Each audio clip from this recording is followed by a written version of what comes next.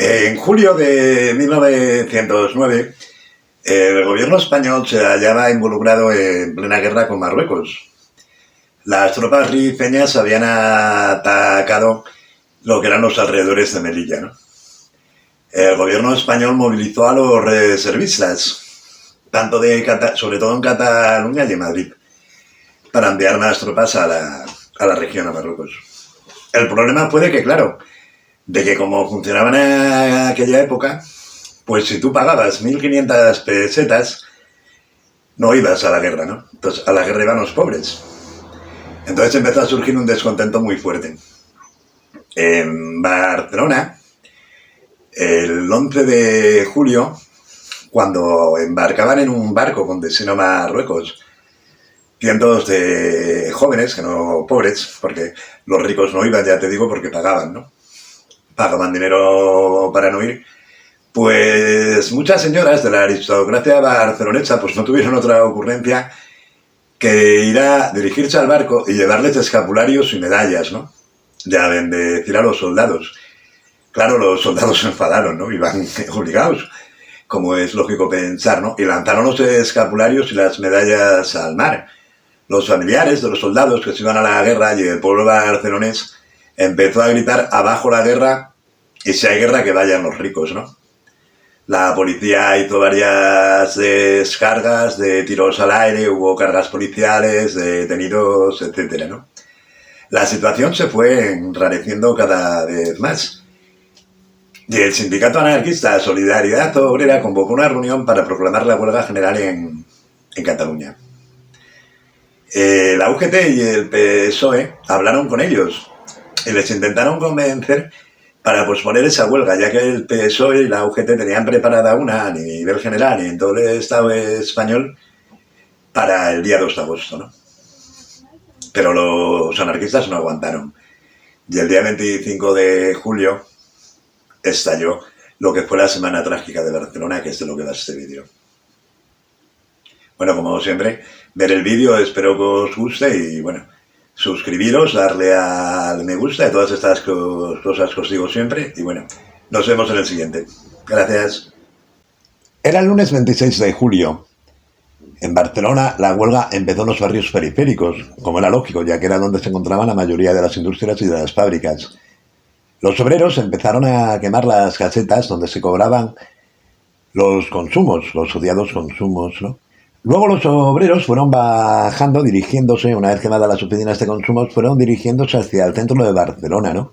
Intentando paralizar lo que eran los tranvías y cerrar comercios, bares y cafés, lo que empezó a provocar los primeros disturbios. El capitán general de Cataluña, Luis de Santiago, siguiendo órdenes del ministro de Gobernación de Madrid, de la Cierva, proclamó el estado de guerra. El gobernador civil de Barcelona, Ángel Osorio, se opuso y dimitió de su cargo. Se nombró un sustituto, pero ese sustituto no llegaría a Barcelona hasta el día 6 de agosto. El capitán general de Cataluña decidió esperar a recibir refuerzos desde Valencia y Zaragoza, ya que la multitud que estaba en la calle en Barcelona era enorme. Lo que se dedicó fue a proteger los edificios públicos y los disturbios se generalizaron. Por la tarde de ese día, del lunes 26 de julio, ya hubo 2 personas muertas, ¿no? Cuando los huelguistas estaban intentando detener completamente la circulación de los tranvías. Se asaltaron 2 comisarías de policía y Barcelona quedó paralizada, ¿no? Sin gas, sin luz, sin periódicos y incomunicada con el exterior por el ferrocarril y por telégrafo, por teléfono. Se habían cortado las líneas telefónicas, las líneas telegráficas. Una manifestación esa misma tarde, también encabezada por mujeres y niños, fue disuelta a tiros en el Paseo de Colón. Y allí murieron varios niños y varias mujeres, ¿no? Al partir de ese momento, la revuelta se transformó en una insurrección, ¿no? Y se empezó a extender a otros sitios de Cataluña, ¿no? A medianoche ardió el primer edificio religioso, ¿no? El Patronato Obrero de San José en Pueblo Nuevo, que era regentado por los hermanos maristas. Como os decía, la huelga y la revuelta se extendió a muchas localidades catalanas, especialmente de las provincias de Barcelona y Gerona, ¿no? En Sabadell, en Mataró, en Granollers, se llegó a proclamar la República, hubo sitios donde se proclamaron la República, ¿no? Al igual que en Barcelona, pues se cortaron las líneas telegráficas, las telefónicas, las vías de ferrocarril, se incendiaron edificios religiosos y hubo disturbios por todos sitios, ¿no? En Sabadell se llegó a asaltar el ayuntamiento y quemar las dependencias del ayuntamiento, ¿no? Allí murieron 8 personas y 20 resultaron heridas, entre ciudadanos y fuerza pública. Los incidentes, como estoy diciendo, fueron en Badalona, en Premià del Mar, en Manresa, en San Adrián de Besós, etcétera, ¿no? Al día siguiente, el martes 27 de julio, en Barcelona se levantaron cientos de barricadas y las armerías fueron asaltadas para que los obreros pudieran proveerse de pistolas y de fusiles. La violencia entonces se dirigió más contra otra cosa, contra las iglesias y las propiedades eclesiásticas. Había un odio especial a lo religioso y sobre todo a los conventos, ¿no? Y a los colegios y los patronatos de las órdenes religiosas. En pocas horas ardieron muchos edificios religiosos, ¿no? En algunos casos respetaban a las monjas y a los frailes, en otros no. Se quemaron muebles, se quemaron enseres. El cura de Pueblo Nuevo murió asfixiado en el sótano de la iglesia donde se había refugiado. También se profanaron los cementerios de algunos conventos. El punto culminante de esta violencia anticlerical se produjo durante la noche trágica del martes al miércoles, ¿no? En la que ardieron 23 edificios en el centro de Barcelona y 8 conventos en la periferia, y muchos religiosos sufrieron insultos. En los incendios y en los disturbios tuvieron una participación muy activa obreros y jóvenes y militantes dirigentes de segunda fila del Partido Republicano de Alejandro Lerroux, ¿no? El que luego fuera presidente del gobierno de la República. Ese mismo día, el martes, llegaron noticias de Marruecos sobre el desastre del Barranco del Lobo, una batalla donde perecieron más de 150 reservistas, en su mayor parte del contingente que había salido de Barcelona el día 16 de julio, ¿no? Esto hizo que la insurrección se avivara mucho más fuertemente, ¿no? Al día siguiente, el miércoles, Barcelona amanece con numerosas columnas de humo procedentes de edificios religiosos asaltados e incendiados. A lo largo del día continuó la violencia anticlerical y los tiroteos entre los insurgentes y las fuerzas de orden público.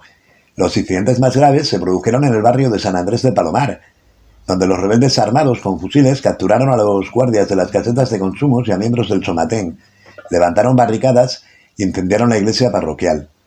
Pero ese día llegaron los primeros refuerzos militares provenientes de Zaragoza y de Valencia.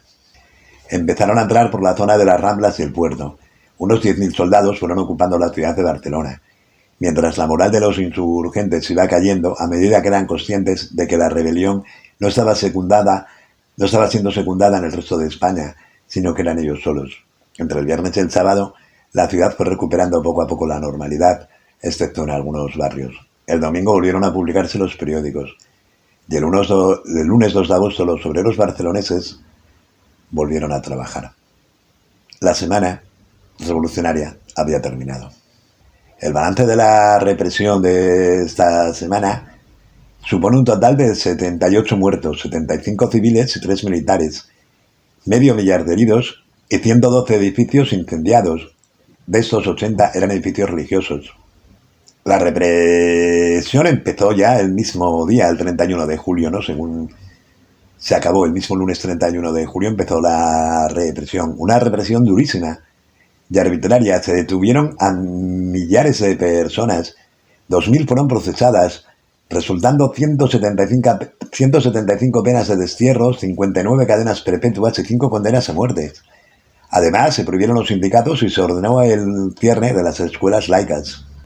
Los 5 reos de muerte fueron José María Baró, un nacionalista republicano ejecutado el 17 de agosto de 1909 en el castillo de Montjuïc; Antonio Mayén Puyol, un republicano leurrista ejecutado el 13 de septiembre también en el castillo de Montjuïc; Clemente García, un joven discapacitado mental que había bailado con el cadáver de una monja por las calles de Barcelona, que lo ejecutaron el 4 de octubre; Eugenio de Loyo, un ex guardia civil y guardia de seguridad y el más conocido de todos ellos, Francisco Ferrer Guardiola, pedagogo anarquista, cofundador de la Escuela Moderna.